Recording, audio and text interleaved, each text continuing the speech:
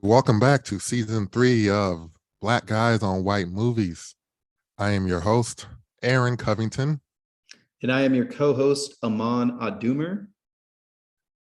and we're missing our third host, Brandon Gardner, our white expert. Brandon is currently just busy. He's having another kid. So even if you don't have kids, you know what that means. Exactly. You know, it's not like he's a busy man, and he's finishing a show, an animated stop motion show. So he's busy with work and family, and he'll pop in during the season here and there when he can, or if he can, when he needs a break. He's like, "You take the kids. I got to do a podcast. Give me 2 hours." Yeah. Whenever he pops in, it'll be a treat. And we're excited for him to finish all that work and the next stage of life. It's amazing. For sure.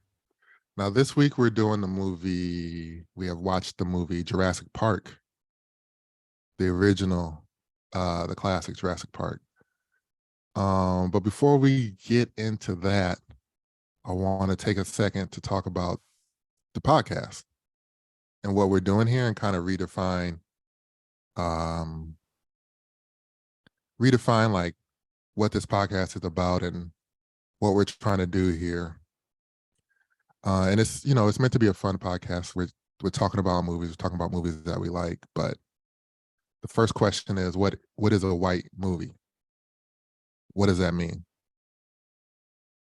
To define that, I look first at what is a black movie. As a black person, you grow up and you hear a lot of black movies. It's a black movie. That's a black movie. So without defining that, just going into white movie, what makes it a white movie? It is about who makes it, the producers, director, writers, lead actors. And that's really the first part, regardless of who it's made for. But I've never seen a movie with white leads, white writers, white directors that was not made for American white mainstream audience, right? Mm-hmm. And then it's who is the movie made for? But a white movie, and I think it gets confused. Like, we're doing Jurassic Park this week, and you look at it like, this is a big movie. It's for everybody. But in mainstream American culture, what does everybody mean? Mm-hmm. Right? Right. Doesn't that just mean the majority white people? Mm-hmm. You know? What do you think? Yeah, I think so. I think having the majority of the population for a very long time, things were tailored towards white people. And then the projects that were tailored for different races, the few that popped through, they had like there's a whole history of like the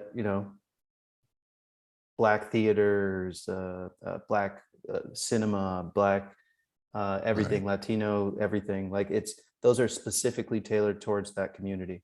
So then when something comes out in mass, it's was initially for white people. And so Totally. I think that's what that means. And I don't know that any other ethnicity, race would have done the events in Jurassic Park differently if you're plotting a story. I Mm-hmm. mean, Mm-hmm. maybe not. That's maybe a bigger discussion. But there is nothing culturally in these movies that's for anybody. So I guess my example is, I got his friend Patrick, who checks out the Chinese box office pretty often, just like for fun, see what's happening. Or I think he also, cares about the movie markets, Okay. and we talk about it. And so they make big budget blockbusters all the time. So their movies have artifacts in them and situations and dialogue in them that are culturally specific. Right. And if you were any person, but let's say a white person watching a Chinese big action blockbuster, there would be things in there you'd be like, oh, I didn't know that. Or Hmm. I don't know if I would react the same way. I don't know if I related to this or that. Yeah. So in these big budget mainstream American movies that are made with white creatives and white leads, as a black kid, I've always watched these movies and had at least a little disconnect.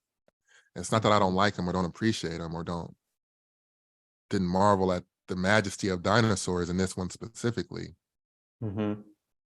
but there are attitudes and actions that are culturally specific to white Yes.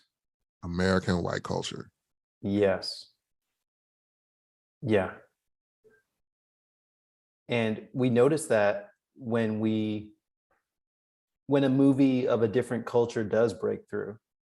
And for example, I'm thinking of like a lot of South Korean movies, like when Sure. Parasite broke through, and there were a number of questions that maybe Americans had about, oh, why would this person do this instead of this, Yeah. and this? And those were Hmm. culturally specific actions. Um, and even further along, like all I don't want to say all, but the black comedy, there's a brand of black comedy stand up back in the day, like Def Jam, everything that would point the Yeah. differences between the cultures. You Yeah. know, uh, For sure. white people do X and black people do Z, right? Yeah. And so much of But it was, Eddie Murphy making fun of white yeah. movies and going, Yeah. Well, now we have TikTok for that. TikTok will let you true. know. Um, yeah. So, and then the other question is, okay, what is culture? I think that gets to it.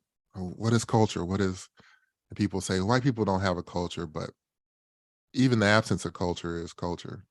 That is the culture then. Ooh, But I don't think necessarily that's the case. So we have to define culture, and I have a few bullet points that make me think of what is culture. And I'm not an anthropologist or any kind of scholar like that. hmm, But when I think of culture, I think of survival. And a lot of cultural things are this is what people did at a time to survive in this environment under this or that regime. When we look at other cultures, it's always we can start with the food, and it's like, well, this they had to go out and get the food this way. They hunted or they grew food, and this is what mhm, they could hunt. So this animal is a cultural food group. This right. crop, culturally, a lot of the foods have this or that crop. Mhm. But if you would look back, if you could look 100 years back to now, if you were in the future, whether or not you think this culture is crap or not, whether or not you would have jokes on it, like the culture for food is a grocery store. Mm, Maybe that's not as romantic as it was in the past, but that's how we get food. It's right. this mass production, manufacturing, now becoming digital life. This is the culture. Watching TV is the culture, like for Mhm. better or worse, or however sad that may sound to you. I think a lot of people would say that's really sad, but Right. it's the way it is. And so a lot of times you look at this movie and people are doing things and people maybe feel comfortable and maybe we're not thinking about survival every day the way people did Mhm. 50, 100, 200,000 years ago. Right. But that's still what we're programmed for and to be. Mhm. And when there's a certain level of security, people's minds go to other things, other stresses, and we have so many more inputs nowadays. But Mhm. within these movies and what we're looking at, these white movies, is how do they reflect the culture of the time? We're looking at it from that perspective of looking back, almost as if and being black, we feel like we're from another culture sometimes. There's you know, Black America and white America are different. And even you and I are different Mhm. because you're first generation, right? Right. Yeah. First generation. So there's just a lot of cultural differences and Yeah. everything. And I just feel like white culture doesn't get, it gets made fun of. And not that aren't making fun of it here. We have some jokes and stuff, but also Sure. just I'm curious of what do these things mean? What Right. is it? What are the cultural lessons we're taking from this? And how did Mhm. people act at the time the movie was made that we even do differently now without it being just, and kind of looking at the whiteness specifically, kind of rambling here, but Mhm. it's not about Black people do this, white people do that. It's just like, it's like David Attenborough. It's like, look Mhm. here, in this movie, the white people, natives of this, not even natives of the land, I almost really messed up there, but Ooh, yeah. people of people here, they lived in the suburbs. That's depicted in Back to the Future. That's kind of the point of view. Yeah. Yeah. Who you mean like in a future looking back and going, oh, what was the culture that they had here? Kind of a anthropological point of view. Yeah. Yeah. I mean, you don't need to go that far. You could just get someone who's just moved here, like an immigrant, and they can tell you. Although a lot of like my family who are in Ethiopia and different places, they absorb American culture or Western culture through movies and TV Right. and Exactly. music. And so they have a sense of things, but even they have a culture shock when they come here. Yeah. And from what they thought it would be like to what it actually is. Um, I was talking to one of them recently. This like a new, well, this guy who's like living with my family now, a distant relative who just Hmm. flew in, Hmm. and he went through the same culture shock that everybody does when they come. He goes, "Yeah, I thought I was leaving my country. I thought I was coming to a country that was a lot more gold was everywhere. Like there's money, Sure. and that's why he came. Sure. Money, opportunity, like, Yeah. oh yeah, I'm just gonna everything's a come up. You can just come and make something of yourself. And he's like, that's so true. But what they don't tell you is that it's going to cost all of your time and you are not going to have connection anymore with people. Yeah. So he's going through that thing of like, man, I'm making a ton of money, but I'm still going home tired and I don't get to Yeah. go What's see my life? everybody. Yeah, what's my Sure. life? What's it taking? So, And even looking at that without the comparison mhm. or the expectations, I think would be ideal to be just like, this is how they lived, and this is the balance of their lives without being like, this is what other cultures do, Right. because that's how like a nature show would do. It doesn't always compare, it just presents. Hmm. We're adding a little commentary because it's a podcast and we want to be a little funny, we want to have fun with it, but Hmm. I think that's the overall goal. So let's get into Jurassic Park. Let's get into what we're doing here. Oh, yeah. I will read the log line first for Definitely. Jurassic Park. A pragmatic paleontologist touring an almost complete theme park on an island in Central America is tasked with protecting a couple of kids after a power failure causes the park's cloned dinosaurs to run loose. That buries the lead a lot. Right. It does Yeah. not lead with, hey, there's dinosaurs back Yeah. Hey, in 1992. watch out. Dinosaurs are everywhere. And it's a park that's gone amok. Yeah. That's so funny. Yeah. Something just like dinosaurs are cloned in the modern world and it's a Mhm. theme park and it runs amok and chaos Yeah. ensues. Chaos ensues. That's so funny. It's So so this movie, so wordy, that log line, where I'm like, oh, it yeah, had to be based on a book that was successful. IMDb is, I'm not sure even all these log lines are, I think some of them are just fan written too. So I don't even know. Oh, that's even better. A fan is just Yeah, struggling trying to put all this into a sentence. yeah. How do I word it? And somebody's trying to be too clever. Right. Directed by Steven Spielberg, of course, who has done a couple of what you could call black movies. Ooh, which one are He you thinking did about? The Color Purple. He directed that Wow, I always forget in that. '84, I think. Hmm. He also did Amistad. Oh, wow. Steven Spielberg is a versatile. He could swing through different, every genre, every type of movie.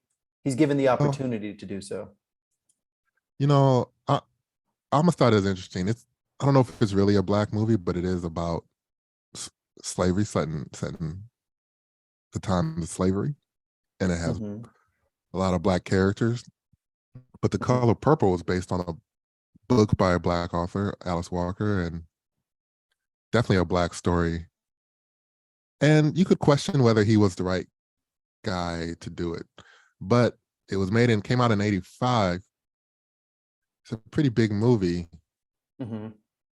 Just the climate of Hollywood at the time probably made it hard for, maybe he may have been the only guy that could have gotten it done at the time. I don't know. Yeah, he pushed it across the finish line. I'm sure it'd be hard to get funding in 85 Yeah, to any black director.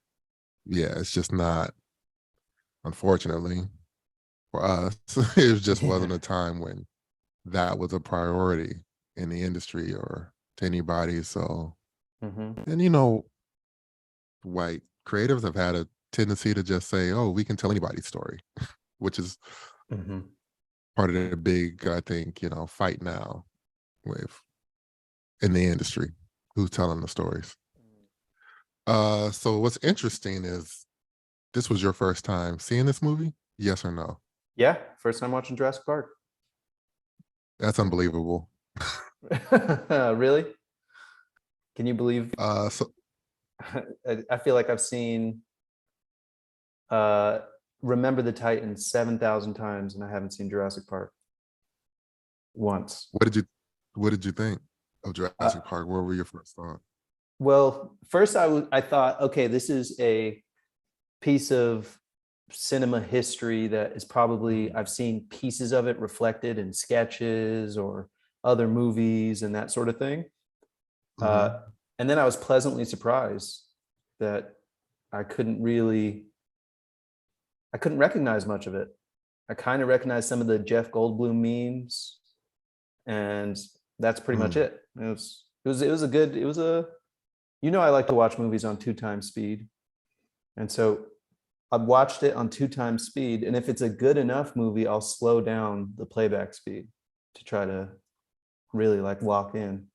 And then once that midpoint hit, I slowed down the playback speed, and I was like, okay, I'm in. I'm in. Let's go, Stevie. I don't know how to process you watching all these movies on 2 times speed, You don't but Have you ever tried it? I would never Okay. disrespect the craft Disrespect. of cinema. This isn't a podcast you can listen to 1.5 speed. You got to speed up some podcasts. Cinema Sure. though, but hey, It's I'm not here to gatekeep how people watch movies. Thank you very much. Thank you very much. You probably go into bars and change the TV setting, don't you? If they're To make sure that it's proper for movies.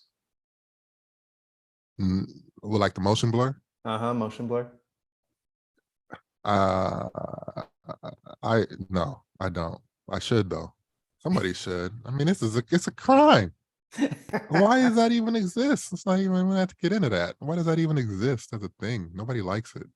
People get used to it, but nobody likes it. That's true. We all get used to it. But you're a cinema purist, is what I'm trying to say. Things must be. You know, not. I mean, maybe I am, but I think it's just generational. I think it's just generational. That's not Yeah. even something we had the option to do. Right. in the Right. 90s, you know, when I was growing up. I'm just, you know, enough older than you where it was just, I grew up in a different media environment. Right. So that wasn't even like, it's not even something I would think of. But now thinking back, aren't there a ton of movies you wish you could have just 2 times sped through? Like you didn't No, need to sit through it like that? no, you know, None. maybe if Wow. it's something that I start to experience and start to appreciate it on its own now, Hmm. I could say that, but I still haven't experienced it. So it doesn't even appeal to me to do that. Wow. It's not some 3 hour, 4 hour movie that you wish you could have cut down to an hour and a half. Not even a single one you can think of. I could think of a million. But that's because that's what you do. That's not something I That's a good do. It's point. not something I, I like right now. That's It's like, true. don't you want to pour Granny's secret homemade sauce on your food? It's like, no, I don't want to do that. Then once you had it, you get used to it. Like, man, Granny Uh-huh. lives right next door. I wish I had that. I don't think about that sauce. Sure. You just I it's a never drug had you're it. not exposed to yet. Yeah, yeah. Let's talk Good. about the movie a little bit, and then we'll talk. We'll do a movie run through, and then we'll do cultural, but it'll kind of all be together, right? Yeah. What I found interesting. So this movie diverse? Kinda, Mm. kinda, Yeah. Yeah. kinda. There are black people scattered in the movie in the background, and Samuel L. Jackson Samuel Jackson. Yep. is, you know, smoking a cig in every scene, He's got a little which was a catchphrase. cool character thing that he's just like a chain smoker working in Hmm. the basement of Jurassic Park, Sign of the times when you could smoke inside of a at your job, just smoking right? inside the place. See, that's a cultural thing. True. And it had the Asian doctor Yeah. played by B.D. Wong, who still works all the time. My Just God. Yeah. a great character actor Hmm. when they're in the lab. And then because it's supposed to be on an island in the background when Wayne Knight Newman, Newman. when he's setting up his illicit deal, there's black people in the background of that and a Hmm. couple other times. And what's interesting is the first images of the movie are like the leaves rustling because it's like hinting at this dinosaur that they're trying to transport. Then the first person we see, it's a black man. It's a black guy's face, one of the workers, Yep. close up on his face. Then we go back to this contraption in the leaves, and then the next face we see is a Mexican guy's face. What are the other Hmm. workers here? The Mexican guy's face. Hmm. Then we cut to the hunter guy, played by Bob Peck, who is kind of overseeing the whole thing. Yeah. Then the raptor goes mad, kills a different black guy. First person to die from a dinosaur in the movie Of is a course. different black guy. Yep. Dinosaur kills maybe 4 people in the movie. Two are black. Hmm. Hmm. Right away, a black guy gets sacrificed.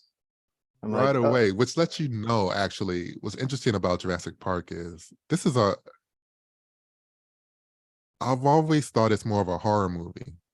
I think this was Spielberg channeling like The Shining hmm, and some old Hitchcock movies. The birds, obviously, they talk about birds so much. hmm. I think he was channeling horror movies to really lure the audience in. Yeah, I mean, it's such an amazing job of layering the information and building suspense in this movie. totally. Yeah. The whole first hour of the movie is just all set up. Not, it's just all set up. Oh, yeah, they hunt like this. Okay, moving along, moving along. This is what they'll do to you, moving along, moving along. And then it gets real. And they do a great job of doing all that and keeping it interesting and entertaining. for sure. Real quick aside, Black movie of the week. Sometimes I forget this. Oh yeah. I just went with a Black movie with a big cast. It's not related. There's no Black-led dinosaur movies that I know of. Mm-hmm. But I went with the movie Glory from 1989 about a Black regiment in the Civil War, Oh wow. Okay. starring Matthew Broderick, Denzel Washington, Samuel L. Jackson, Andre Braugher. Mm-hmm. Denzel won Best Supporting Actor for that role. And the reason I picked that was just looking for a big kind of epic feeling movie. And I wanted a movie with a big cast Mm. Yeah. because there's no bigger cast than dinosaurs. So Truly, you can't beat that. I went with these guys kind of in their prime or maybe just before their prime, and what was a really big movie. Yeah. Good. Uh, I've not seen Glory. I do know about the famous scene with the tear. single And tier. I'm like, give me that over some CGI dinosaur, you know? Yeah. Again, is Glory really a Black movie? It's about a Black regiment. It's a white made movie. I think it may be even more to just educate the masses about this thing, but we're going to let it slide. We got to stretch a little bit if we're going to keep this podcast going. When we start comparing to these kinds of big budget movies, we gotta stretch for Black movies We got until we get to the but point where we're the same. We get the same but it budgets. also made me think of have you seen the new Ant-Man? I did, Quantum yeah. Mania? Mm-hmm. They did a similar thing where we didn't see Kang for a long time. He was introduced in the opening scene. Then we don't see him, but they're just always talking about him and the danger of him. And the first hour is presenting the danger of the dinosaurs, Yes. right? Yep. Yep. And how they break it down is like really interesting, and how they do it. Because we don't see in the opening scene, all we see is the eye of the dinosaur when he looks at the hunter dude. Mm-hmm. And it's like, oh man, this is gonna be these dinosaurs are diabolical. Mm-hmm. Then we have the setup, Dr. Grant, paleontologist. He's looking at the screen, doesn't love technology. I think that's also an important part of the movie. Yep. He makes it clear We hit, he hates we hit computers. we hit the themes. He doesn't want kids also, or Mm-hmm. he's also like 50 years old. Like, what are we talking about? Yeah. One of those Hollywood things where it's like he's 50 something and Laura Dern is a young person. So Uh-huh. we allow it. And we get to set up with Newman, and he's like got a little legal deal because he's all about the money, which is another trope, like the fat slob trope. Mm-hmm. All he's doing is eating and tricking everybody and doesn't care about the money. And as a big guy myself, sometimes I get annoyed when they just like, that guy's a fat guy and his bad quality is that he eats all the time. It's like, Mm-hmm. again, this was 30 years ago. I'm not mad at it. It's fine. And this is a lot of the characters that he's played. I'm not always going to call him Newman. I'm sorry. That was such an iconic role in Seinfeld. That's just what it is. And people Mm-hmm. can relate to that easier. Truly, it's easier to Uh, imagine. And he plays a Newman type. and he plays a Newman type. Mm-hmm. And just as a big guy myself, sometimes I just feel a little like, annoyed at it. But there's other bad guy characters, so don't come at me like, oh, they can't do anything right. You're mad. I'm not mad. I just notice, Yeah, you know, it's a trope. That's all. it's just a trope, it happens a lot, but I'm Mm-hmm. okay with it. Also, the Black guy that dies, so later when the lawyer is, I think, getting with Attenborough, Mm-hmm. he says they got a $20 million lawsuit. Now, I don't think the movie or any of the sequels should have had to dive into that. Mm-hmm. But a Black man died by a dinosaur, and his family is suing for $20 million for the part. I just think that is. I just noticed that this time. I think it was really funny. Mhm. And I imagine if that would happen today, like all the TikToks, like it's like with all the tech and AI and stuff, like that's what Jurassic Park would be like. Oh, this new park and they own dinosaurs, and everybody would be like, look at why this is a good idea and bad idea. And they'd be like, did you know a black man died at the Mhm. park and nobody's doing anything about it? Mhm. Yeah, that's true. They'd make a thing of it. It would hopefully become viral enough that It- they settle. Like that would be enough to shut down the park now, Truly, you know? truly. It should be. Also, I Should don't be. know what the sequels do, but they should have gave that black man's family the park. And then Right. like as a settlement, like here, this is your land now. We should have Every seen what every Jurassic Park sequel is a black movie. yeah, exactly. It turns into a black Jurassic Park. Now that would Who just be who incredible. who runs Jurassic Park now? Mr. Mr. Grant, Marcus Grant, Yeah, Marcus Grant. the son of Lucas Grant, who died. They sued and they were given a park, and he continued the experiments. He continued to do the thing. Like the black Yeah, family just kept it up, that would tried to be make it. something. That's some fan fiction right there. Write that up. Okay, I'm in. I'm writing it. Now, yeah, when the black person died initially and they don't shut down the park, I think that's a statement enough about the value of that person's life versus Wow. the Yeah. money coming in and what they planned on doing. That's straight up. Yeah. Oh man, if that was consciously or subconsciously part of the movie, that's actually genius. Like the black man died, so there's no real repercussions, just a lawsuit that is Mhm. casually mentioned one time. Mhm. But man, if a white guy had died, they would have Ooh, shut down the they would have park. shut the whole thing down. Oh, it would have been bad. It would have been Okay, rough. okay, so they were going through, and we don't see another dinosaur until like the 22-minute mark. Mhm. But this when we see a herd of dinosaurs and all these veggie eaters, as the girl says, right? Mhm. The veggie dinosaurs. And from that point, for the next 40 minutes, we're just kind of giving it glimpses of nice dinosaurs. When they go by the T-Rex pit at first, before he comes, when it's still day, we don't see it. They don't see any raptors. We don't see anything. And then we go back to before we go out, no, we go back to the park, whatever the order is, and they explain everything. And they did a real good job here of presenting other opinions on the park, like the Jeff Goldblum character, Dr. Mhm. Malcolm. He's like, you're playing God here. Like, Mhm. what are Mhm. you doing? He's like, life finds a way. He's like, and he has a great speech Yes. that he gives that really kind of sums up so much of white culture historically.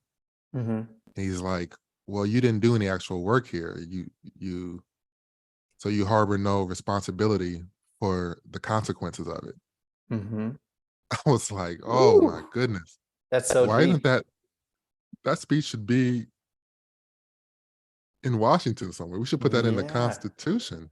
that's so true. He talked about standing on the shoulders of all the people who put the work in and then not having to deal with any of Exactly. the consequences. It magic. And then the famous line that I even heard before this movie was when he mentioned the scientists were too busy thinking if they can do it to question if they should. Right. And it's like, I mean, that's the speak whole history of colonialism. the whole history. Yep. and and a lot of the history of technological advancement that was maybe brought on faster than humans were ready for. He also he's like, your Dr. Wu does not even know the names of the things he is creating. He cannot be bothered with such details as what the thing is called, let alone what it is. It's like, Ooh, man, he was ripping into him. But then the other yeah. doctors Mhm. also kind of agree with him. They're like, what you've done here is it is amazing, but Mhm. It's dangerous. Yeah. Oh man. And it feels like it's uh resonant even today when it comes to talks about AI, where Right. the heads of AI, like the people who founded these AI companies, are going to Congress telling them that we need to regulate this because we're not stopping and all of our competitors are not stopping either. And they're so busy trying to win and get good at it and create this thing that's so incredible. And they're too busy thinking about that to think about the repercussions of it. Right. Oh, Jurassic AI. That's the quadruple sequel, whatever it is, whatever number they're on now. Right. Jurassic Park, Jurassic World, Jurassic AI. That's the next Jurassic trilogy. AI. Yeah. So they're building this tension, and they're always saying things like, "Oh, the alien, not the aliens, the dinosaurs, they can't give birth in a while." And experts are like, "Okay, we'll see." And then they say, "Well, what happened? What would happen? What would be worst case?" And they have this thing called the lysine contingency. I don't know if you caught that. Hmm. I haven't seen this movie a bunch of times. I never paid that much attention to it. The lysine contingency basically says that the nutrient lysine Mm-hmm. that these dinosaurs need is something that is fed to them by the park.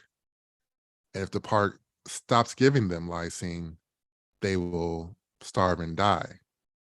Hmm. That this specific amino acid is crucial for them to live. Like, I guess if humans lost some essential nutrient, like, Hmm. I don't know, it makes me think of like scurvy. If you're not getting any of the citrus, you get scurvy, you get really sick. Right. But that's all just like theoretical, because when they stop on the trail, oh no, maybe it's later. It's later when he's running with the kids. Mm-hmm. He comes across some eggs that have hatched, Yes. Yes. and they were like mixed with some frog DNA, and so they could Uh-huh. change sexes in the wild and procreate. Because as the doctor said, life finds a way. Life finds a way. That's right. So even before we get to that, we have all this like, oh, they see one, and then they see the sick one, and she's in the poop, Mm-hmm. which is great filmmaking because she gets concerned about the poop and the sick animal that she leaves the group, which is Yeah. very important because then Dr. Grant gets stuck with the kids and his whole story about trying to be a father because she wants to have kids, and he has to go through that. Mm-hmm. Which also, back to Spielberg for a second, he made The Fablemans. I hadn't seen that, but we know a lot of his storytelling is, his parents were divorced and how he felt. Because when the lawyer leaves the kids, the girl is like, he left us. She says it over like a couple times. He left us. He just left us. I Yeah. think that's like that's the personal touch from Spielberg, feeling like he was left by his father. Ooh. Gotta snap that up. The man, the man's a master storyteller. He's a master storyteller. Truly. Yeah, well done. Um, and Because then I think they're with the on that, they're on that island because that's the Dr. Hammond is their grandfather and their parents are getting yeah, divorced. yeah, Right. right, Okay. yeah. Mhm. Yeah. Yeah. Yeah. So it all ties in. He's able to take a big blockbuster and make it personal to him. Yeah. So then an hour in is when it's nighttime and it's raining. They're by the T-Rex pad. Newman has unlocked all the gates and turned off all the electricity, Mm-hmm. and we hear and we see the cup on the dash vibrate because Yeah. something is coming. And this is Yep. when the horror movie starts, which I know we had to watch it at home for this, but seeing this in the theater, Uh-huh. it was terrifying. I mean, granted, I was a kid, but I Yeah. actually seen it in the theater since. Like, it is crazy to see this in the theater when you first see the T-Rex and he's got that horrible howl that he does Oof. Yeah. that just cracks your ears. and Yeah. he's chasing them. It's just terrifying. It's such great filmmaking. He shows you just what you need to see. It doesn't ever seem like they're going to get out of it, but they do. Hmm. They're always in danger. Right. You know, all that stuff is just, I mean, it's just It's amazing so filmmaking. so amazing, so amazing, and it holds up. I was concerned going into it thinking, oh, these dinosaurs in 1985 are going to look cheesy or like fake, and no, he shows you, like Right. you said, just enough to freak you out, and shows you the impact of like that T-Rex coming through the sunroof of the car with the glass coming down. It Yeah. I got to see this in a theater just to experience what you're talking about. That Yeah. full body. Yeah. It would be great if you could. If I see it playing, maybe we'll check it out one day. We'll see. We'll keep an eye out. LA Oh yeah. always has screening. And apparently this is a 30th anniversary. I was seeing a bunch Oh of wow. things online. So our timing is fantastic. And the only reason we're watching it is because when I brought it up in conversations we had off the pod, you said you hadn't seen it. So I was like, oh my God, this Hmm. is just a public service. I have to make mom watch this movie. We're not even recording anything. You just made me watch the movie. Right. And then the last thing I want to talk about, because culturally with this movie, you know, what is it? I think there's a couple things to look at. Hmm. One is the discourse around it. Like, I think Jurassic Park is one of the greatest movies of all time. As much as we all love to rank things, and I try not to think about things like that, but we were talking before about when these lists come out and these critics lists, and what's the greatest movie of all time, and like, why is Jurassic Park not on that list? Mhm. Is this not one of the greatest movies of all time? And I think, you know, I think we talked too, like, what is this? This movie doesn't have like a tour de force acting performance. It doesn't really Right. have the space for that. Hmm. But as far as what a movie is as entertainment and as having a message, a number of messages, and what was executed here and how you feel when you watch it and finish it. Hmm. And I don't have anything against like the kind of critics' choices. These, you know, maybe it's a foreign movie or older movie or a really much slower movie that's more about the acting or has a deep message. Like, but are they Hmm. better than Jurassic Park? Really? Yeah. Or are they just different? You know, and I think we're in a point where like the discourse around these things are changing, and I think minorities are leading a lot of these discussions for a number Hmm. of reasons.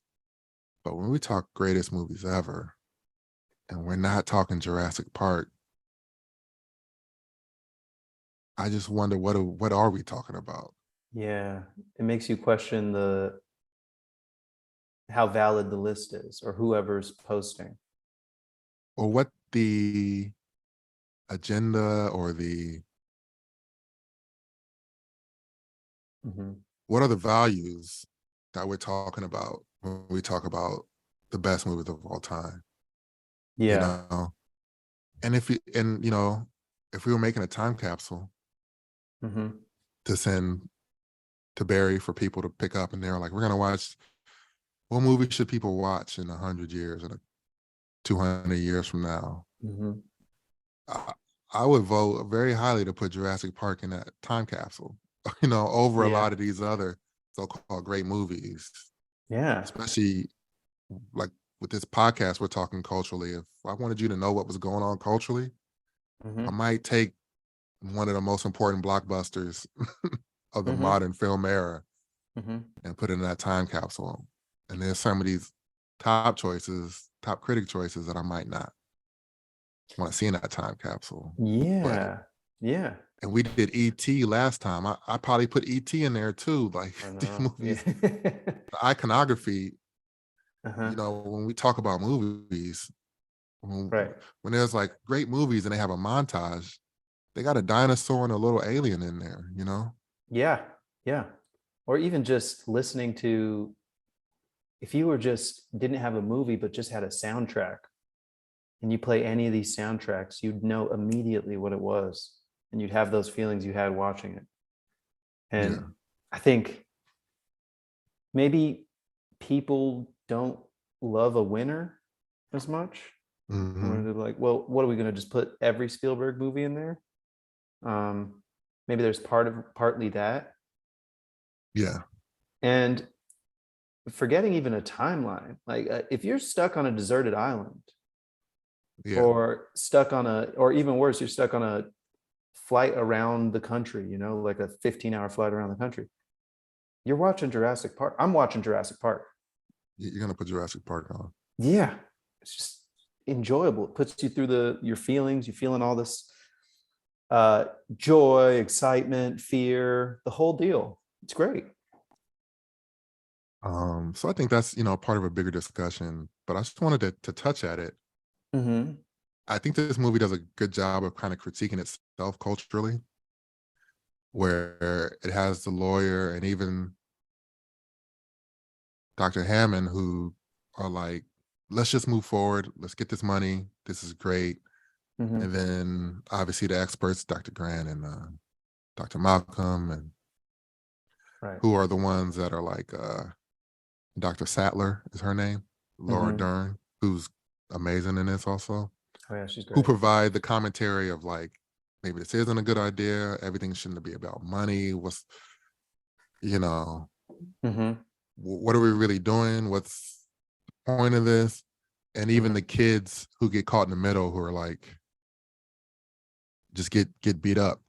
There's another interesting thing that I mentioned in the movie. It's this thing that I would call, I have to also start kind of defining my theories and stuff. Okay. But this one I'm going to call the purity of heart theory. I'm going to Oh. write this down. And it's like everybody who believed the right things kind of was unscathed in the movie. Mm. Everybody who kind of believed the wrong things got hurt or killed, Mm-hmm. except for the little boy. But I think his thing is that he's the most vulnerable, so he had to be in the most danger. Yeah. Yeah. Almost just from a filmmaking, storytelling perspective. Like the Right. guy who Right. needs the most help, he's the one that like hurts the leg and can't get around. He's the one that gets shocked on the fence. Mm-hmm. It really makes you kind of care more Yeah. and everything like that. But Yeah. like the girl goes through it in a way that seems like punishing, Oh yeah. you know. The little girl. Yeah, the girl, because she is not quite pure enough of heart. She Right. isn't that excited about the dinosaurs. She makes fun of her brother's interest in it. You Mm-hmm. know, she hates the meat eaters, which is warranted after, seeing her for 20 minutes and she's getting attacked by dinosaurs. Yeah. Yeah. Immediately, like nothing's nice to her. Everything's kind of crappy that happens to her. And then Newman dies, the lawyer dies. Mm-hmm. Dr. Hammond stays back. They didn't want to kill an old man. Of course, he loses everything Yeah. in the park. Yeah. Samuel Jackson dies. We don't see it on screen, but he's Oh a he's yeah. a he's a he's a chain smoker. That's his crime. So he crimes. The hunter dies Yeah. The because hunter. even though he was a righteous dude, he still is an animal hunter. Oh, okay. You Because know, I thought that's where your theory might have broke, because I didn't know what the hunter's crime was. so he died almost like a warrior, like on the field of battle. Yeah. He had like a noble death. You know, Yeah. I love that and he has that line. great. That great Yeah, line. You're about to say it. Yep. you say it. You say Yeah. Yeah. Yeah. it. You go. You go. You go. When he's with the Raptors and he's like, clever girl. Yeah. And then they get him. They jump right Just on like he top of him. described they would. He said that you'll be looking at one and they come at the sides and he thought Mhm. he had one and they came at him. Yeah. They hunt in packs, and they're smart and they learn. Just an amazing, a great plant and payoff right there. Yeah, that's interesting. All those people died knowing that they were doing something wrong. I think they had the choice to leave, but they never took it. Mm. Like they The chose money purity of over everything. yeah, the purity of heart thing also comes from the horror movies. Like we Mm-hmm. talked about when we did it, it's like, oh, the kids that are trying to have sex and do drugs, they're the first ones that die, you know? Mm-hmm. And Mm-hmm. that's a very like cultural artifact. You look at America, founded really built by this Puritan mindset and culture, and the evangelicals in the early 1900s and everything, and even Mm-hmm. things that are going on now. It's like if you're not considered pure of heart, a good person in a certain specific way, then Mm-hmm. it's kind of okay if you get messed up, if you know, if you die, if something Mm-hmm. bad happens to you, because you know you are a bad person because you Mm-hmm. don't live 100% righteous, and you see it in the movies. Yeah. Even a movie like Jurassic Park that is really trying to be not super political, even though it makes some good points. Yeah. That's so culturally so Western, culturally Western. Like you're saying, it has such deep, dark roots in imperialism, in like uh, people needing an excuse to take from others, right? Yeah, Oh, yeah, it's the savages. We're gonna go give them religion because they're right, impure. It's totally fine that we take their land. It's totally fine that we make them yeah, work for us because we're actually saving them. yeah. That's so American. That's so Western. And it's funny because it's such a part of the narrative of the country, but it's not even the reality of the Hmm. country, Mm-hmm. and it never has been. Mm-hmm. You know, and it's not the reality of humanity anywhere, not even just to say colonizers or these white Europeans that came here and how white people have built up this country, but anywhere, it's like it's not just society's image of a good person that succeeds. Mm-hmm. The, the scammers, the liars, the cheaters, Right. sometimes even the murderers rise, and Mm-hmm. that you could trace that to culture after culture, True. dynasty after dynasty, you know, monarchy after monarchy. Mm-hmm. True. There's something But human this, about how we can write off people if we think that they're bad for yeah, what happens. That's why, and it's awful, but that's why any news story that comes out about, you know, somebody that gets killed by the cops, you right, know, you can count the seconds before they start looking into that person's life and start going, oh, they yeah. actually, smoked weed when they were in high school. And then, They smoked weed, so I don't know what so you want me to do. yeah, they had it coming. They're 45. They smoked weed in high school. They had it coming. It's, it's, And you know, sometimes just being old is enough to get you punished. Like when COVID first hit, and people were like, "Hey, mm, well, it's okay if old people die." Okay, yeah, yeah, that's one way to look at things. yeah. Anyway, that's about all I got for Jurassic Park. I think we jumped into enough stuff. That was good.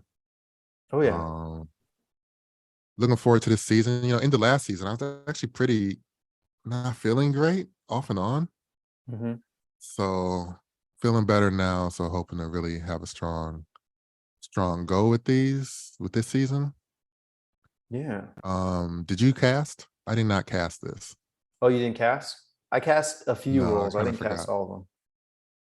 Well, let's go through them one by one, and then we'll wrap. Then we'll be done. We'll be wrapped up. Hmm. Dope. And you tell me if But you approve. all right, I'll just be the exec and tell you if your movie gets greenlit or not. Perfect. Perfect. Uh, so I think that this movie, you could totally do a black version of this movie. It'll just be fun. In fact, they've already attempted black versions, and you'll see in my first casting, maybe you'll see the connection, uh, Okay, of not Jurassic Park, but of a type of movie like it. All right. okay. You're building suspense as good as Spielberg right now. Here we go. Boom, boom, water jiggling. Uh, Dr. Alan Grant, the Sam Sam, whatever his last name is. Sam Neill, yeah. Sam Neill, the Sam Neill role. I'm going with Idris Elba. You see the Okay. connection from a previous movie he made? Is this the recent one where he was in the safari? Yep. Okay. Yep. Did Yep. you? Okay. Did you see I that didn't. movie? I didn't. No. Did you? No, I missed Okay. it. But yeah, it also was only in theaters for like a week, so it's not even all our fault. Super brief. Super brief. I heard it. I heard it was good, and it's just it looks like Jaws or Jurassic Park in the jungle. So Okay. that's my Okay. first one. All right. I like it. I mean, hey, as far as an executive, you're looking good right now. Good. Good. Good. Good. I got that approval. So next one, Dr. Ellie Sattler. Hmm. I went with Jessica Williams. She's been in Shrink, this most recent show. Yeah, no, she's great. Comedian, was on the Daily Show. It's a couple Mhm. movies. Don't know if that's helping you Get the with green light. this a movie of this size, right? Okay. This Okay. is a big movie, but you got Idris, and Okay. she is known. I know who she is, and she's funny. So Sure. Sure. Yeah, you're right. I'm still feeling good about our chances here, and she might save us some money over some other names too, and still There have we a good go. appeal. There we go. She'll save us some money. Uh, and then now Ian Malcolm, the Jeff Goldblum role, Dr. Ian Malcolm. Hmm. I'm Hmm. going. It was tough to cast this one because I can't think of anyone like Jeff Goldblum. He's a So unique dude for sure. so Even more unique. unique if he's gotten older. Truly, truly. So I went with Richard Ayoade, Oh the yeah, yeah. the British, British guy, yeah. yeah, British comedian guy, kind of funny, strange, smart guy. I don't know if I'm getting Okay. the green light on that, but we'll figure it out. Idris is like, He's carrying. yeah, you started with LeBron, so Right. we're good. Who else you And got? then Dr. John Hammond, who Yeah, was, even now, as I say it, I'm forgetting who that guy was. But Richard Attenborough, who is the brother of David Attenborough, who does the Planet Earth series, oh, right. the voice of nature, basically. Yeah, yeah. Who you got? I could not cast that one. Now I'm thinking about it. You know what I realized? I Who did you have? miscasted it. I Oh, okay. I thought that I was casting for, I can't think of anyone for him. He's He's so, the easiest. you think so? Yeah, just any old black, Only any any old old black black actor dude? that you like. Keith Yeah, David. I put Keith David because of the voice, his Keith David's amazing great. voice. Keith David's great. Going back for a second, if Richard Ayoade is too expensive, I'll cast myself as Ian Malcolm. Richard Ayoade is not too expensive, but hey, you should put yourself in your movie. I mean, you might have to play the lawyer though. You might have to, maybe not the big role. Sure. Yeah. I don't mind getting killed on the toilet, or I'll play that dude. Yeah. Yeah. Just getting eaten up. Yeah. And then for Newman, I cast Justin Cunningham From from Grand Crew. Grand Crew. Yeah. Oh, shout out. Yeah. Oh, that would be funny. He's so funny, bro. Oh, he's just so funny. It would be great to see him play that role. And then I couldn't think of the hunter. Maybe you can help me think of one. Robert Muldoon. Robert Muldoon, who had some amazing legs. When he stepped outside one time, I was like, his VMO muscle is amazing. So well defined. Like, did they get an actor or a martial artist to do this role? That's a great question. I'm sure he has a background. I would say who's Daniel Kaluuya? Kaluuya. I would put Kaluuya Ooh, there. Daniel Kaluuya. Yeah. That's all he wrote. Hopefully I get a green light.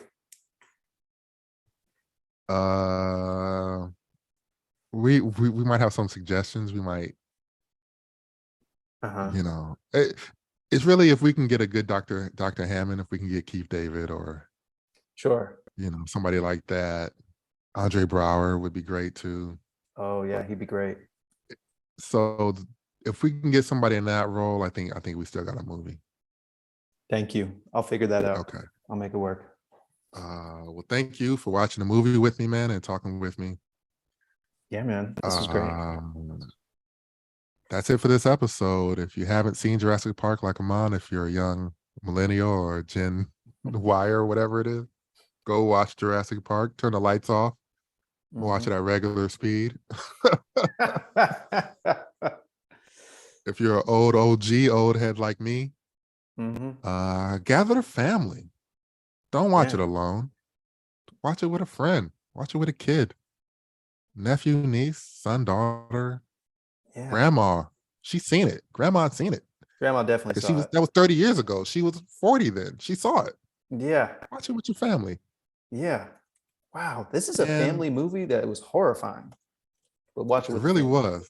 It was such a spectacle. Yeah. And a white movie made for general whiteness, but for me,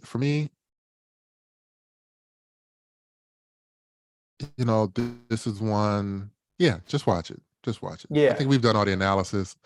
I don't want to get into another hour. We're wrapping it up. Thanks for listening. Catch you next week. Peace.